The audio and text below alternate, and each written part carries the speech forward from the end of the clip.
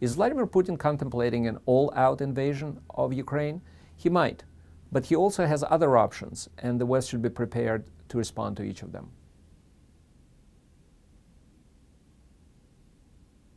In the first 2 weeks of April, Vladimir Putin ordered Russian commandos into half a dozen of Ukrainian cities and towns. They seized administrative and police buildings there. Why did he do it? He may have several options in mind.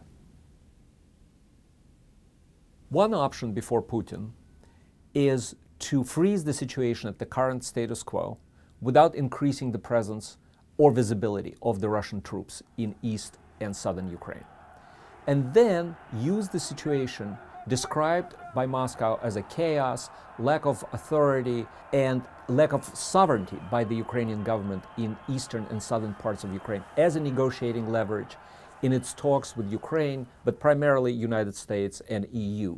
Russia would then insist on federalization of Ukraine, which in effect means that southern and eastern parts of that country will become Russia's de facto protectorates.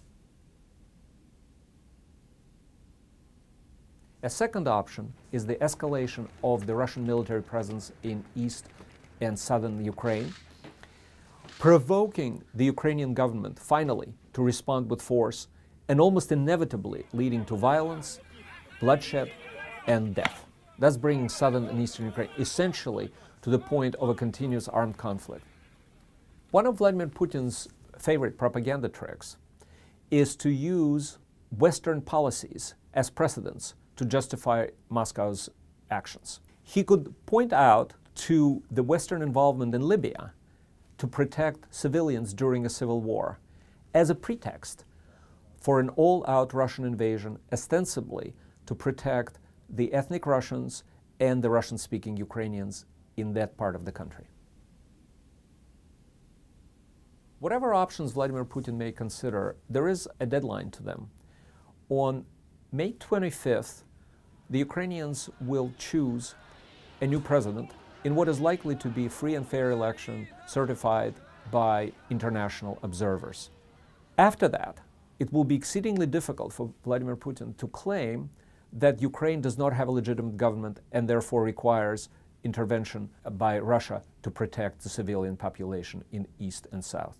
But it is also a deadline for the West. It is impossible to dislodge Putin from Crimea or southern and eastern Ukraine at this point. Instead, the policy should be aimed at his domestic political base, which will begin to feel the pinch of economic hardships if truly biting economic sanctions are imposed.